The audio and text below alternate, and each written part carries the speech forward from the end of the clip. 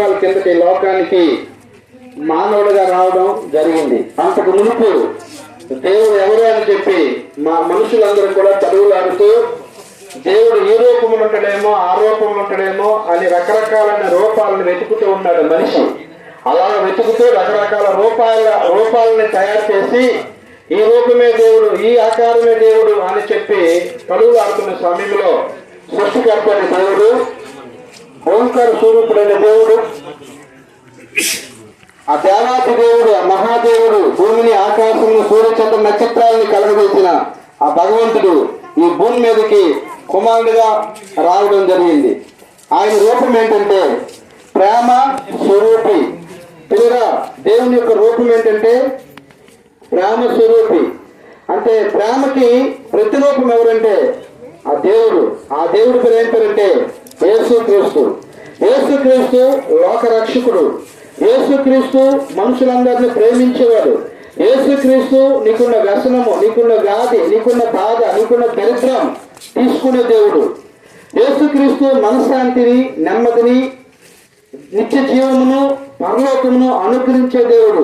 ఆ యొక్క దేవుడే 2026 సంవత్సరాల కిందకి లోకానికి వచ్చి 33.5 సంవత్సరాలు భూమి మీద ఉన్నాడు. ఆయన ఈ భూమి మీద ఉన్న దినాల్లో ఆయన ఏమని పిలిచాడు తెలుసా? ప్రయాసపడి భారం మోసుకుంటున్న సమస్త జనులరా నా యొద్దకి రండి, నేను మీకు విశ్రాంతిని కలగజేస్తానని చెప్పాడు. ప్రియులరా గమనించిన ఈ సృష్టిలో సూర్యుని కింద ఎవరు కూడా ఆ మాట చెప్పలేదు. ఏమని నా దగ్గరికి రండి, మీ భారాన్ని తీస్తాను, మీకు విశ్రాంతిని ఇస్తానని చెప్పిన మాట ఒకే ఒక వ్యక్తి సృష్టిలో అన్ని గ్రంథాలు వెతికితే యేసు ప్రభు ఒక్కరే ఆయన నోటితో చెప్పారు. కాబట్టి యేసు ప్రభు దగ్గరికి వచ్చిన వారు ఎవరైతే ఉన్నారో వారి భారాన్ని ఆయన తొలగిస్తాడు.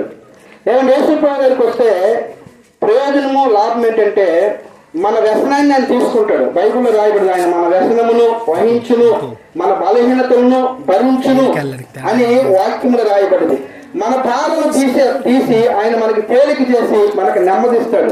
ఒకప్పుడు యేసుక్రీస్తు మేము తెలుసుకోక మునుపు మేము ఎంతో భారం కలిగి ఉండేవాళ్ళం, ఎంతో బాధ కలిగి ఉండేవాళ్ళం, ఎంతో నష్టపోయేవాళ్ళం, ఎంత కష్టపడిన తిరిగిపోయిన సంచులు వేసినట్లు ఉండేది.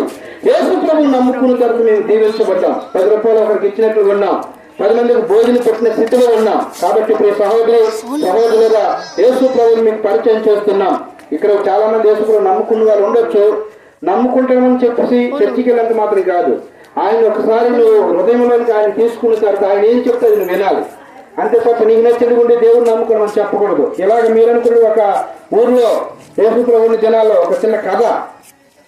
ఒక ఇంట్లోకి ఒక దెయ్యం వచ్చి ఒక వ్యక్తిని రోజు పడపడ వాంచేస్తుంది, కొట్టేస్తుంటే ఎన్ని చేసినా కూడా కరెక్ట్గా 12 గంటలకు వచ్చి కొట్టేస్తుంది.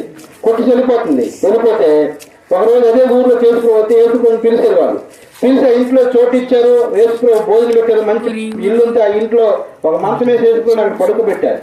కరెక్ట్ గా యథావిధిగా రాత్రి 12 గంటలుగా దెయ్యం వచ్చిందట. దెయ్యం వచ్చేలాగా తలుపు పడుతుంది అఫీషియల్ గా. తలుపు కొట్టి మనం తలుపు తీసిన లోపలికి వచ్చి ఆయన చెరపడ రోజు చెరిపోద్ది రోజున్న. అదే రోజు ఉన్న యేసుప్రభుడు ఆ రోజు ఆ ఇంట్లో ఉన్నాడు. దెయ్యం వచ్చి తలుపు కొట్టినప్పుడు యేసుప్రభు ఉన్నాడు కదా, తలుపు తీసాడు. ఆయన తలుపు తీసినాక యేసుప్రభు చేసింది మరింత కోపం వచ్చి అంత ముందులాగా కాకుండా ఇంకెక్కువ 2 వాయించిందట. దెబ్బ వాళ్ళకి గుడ్డీసి రేవేసిందట, పక్కన ఊపినట్టుగా ఉతికేసి ఆ టక్ అయితే దెబ్బలు తొలుకులో టక్ అయితే వెళ్ళిపోతాడు చెమట వచ్చుకొని. వెళ్ళిపోయిన తర్వాత అది వెళ్ళిపోయిన 10 నిమిషాల తర్వాత మెల్లుగా కళ్ళు తెరిచి వెళ్ళిపోయింది ఉందంటే చూస్తే లేదు. రోజు వచ్చి అదే పని చేస్తా దెయ్యం. యేసుప్రభు దగ్గరికి వచ్చినట్టు వ్యక్తి అదే ప్రభా నువ్వు ఇంట్లో ఉంటే దెయ్యం రాదు, కొట్టదంటారో ఏదైనా ప్రాబ్లం ఉండదు అంటారు. మరి నువ్వు ఇంట్లో ఉన్నప్పుడు వచ్చి కొట్టింది కదా దెయ్యం అంటే ఆయన చెప్పాట. నేను ఇంట్లో ఉన్నది మాత్రం కొట్టదని నాకలేదు, నాకు ఎప్పుడైతే ఇంట్లో స్థానం ఇచ్చావో నేనేం చెప్తావు నువ్వు చెయ్యాలా. అయితే 2వ రోజు ఒక్కరోజు ఇంటి ప్రభు అని చెప్పి 2వ రోజు ఉంచారు ఆ యొక్క యేసు ప్రభు నా ఇంట్లో. 2వ రోజు మళ్ళీ కరెక్ట్ 12 గంటలకు వచ్చింది. దెయ్యం తలుపు కొట్టేసరికి ఈ మనిషి ముందు వైపు గట్టిగా జరుగుతుంది కదా, అంతకుముందు కాకుండా అంతకుముందు యథావిధిగా మామూలుగా రొటీన్గా కొట్టింది. ఇప్పుడు యేసు ప్రభు డబల్ కోటింగ్ వేసింది. ఆ తర్వాత తలుపు కొట్టేసరికి యేసు ప్రభు గుర్తొచ్చేట. యేసు ప్రభు దగ్గరికి వెళ్ళయ్యా తలుపు కొట్టిన దెయ్యం వచ్చింది, మరి తలుపు తీయాలా వద్దని అడిగితే అప్పుడు ఆ పరుపు మీద నువ్వు పడుకొని చెప్పి యేసు ప్రభు వెళ్ళి గడ తీసిదట. ఆ గడ తీసరికి యేసు ప్రభు చూసిన దెయ్యం ఏమందంటే సారీ నేను రాంగ్ రూట్కి వచ్చాను, రాంగ్ అడ్రస్కి వచ్చి చెప్పి వెళ్ళిపోతుందట.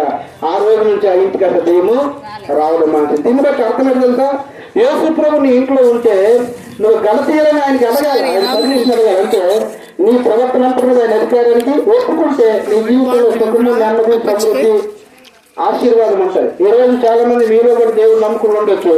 ఆ దేవుడు నమ్ముకోమని చెప్పేసి చుట్ల కాల్సి, దేవుడు నమ్ముకోమని మందు కొట్టేసి, దేవుడు నమ్ముకోమని చెప్పి అక్రమ సంబంధాలు మేము కూడా దేవుడు నమ్ముకోమంటే కుదరదు. నువ్వు యేసు ప్రభు నమ్ముకున్నప్పుడు ఆయన ఏం చెప్తే అది నువ్వు చెయ్యాలి. ఆయన అధికారానికి కంప్లీట్ ఒప్పుకోవాలి. అప్పుడు నీ జీవితంలో దేవుడు అద్భుతాలు చేస్తాడు. కాబట్టి ప్రియ సహోదరుగా యేసు ప్రభు నమ్ముకోవడం ద్వారా ఏమండి నష్టమైన తీసుకుంటే లాభం మనకిస్తాడు, కష్టమైన తీసుకుంటే సుఖం మనకిస్తాడు, ఏమండి పేదరికమైన తీసుకుని సమృద్ధి మనకిస్తాడు. అలాంటి దేవుడు నేను ప్రకటిస్తున్న యేసు ప్రభు. కాబట్టి బాబు అమ్మ ప్రయాసపడి భారం మోసిన సమస్య తిన్నారా నా వద్దకు రండి అని పిలిచాడు. ఈరోజు ఈ గ్రామ ప్రజలు పిలుస్తున్నాడు. ఈ గ్రామ ప్రజల మీద దేవుడు కనుదృష్టి మిమ్మల్ని ప్రేమిస్తున్నాడు. యేసు ప్రభు వారికి ఈరోజు మీరు హృదయం ఇస్తారా? ఆయనకి మీ ప్రవర్తన అంతటి మీద ఆయన అధికారాన్ని ఒప్పుకుంటే దేవుడు ఖచ్చితంగా మీ ఇంట్లో ఉన్న దరిద్రం, పేదరికం, రోగం, శాపం కలిగించి మీకు సమృద్ధి, ఆశీర్వాదం, ఆనందం కలగజేస్తాడు. దేవుడి మాటలు దీవించును గాక. ప్రార్థన చేద్దాం.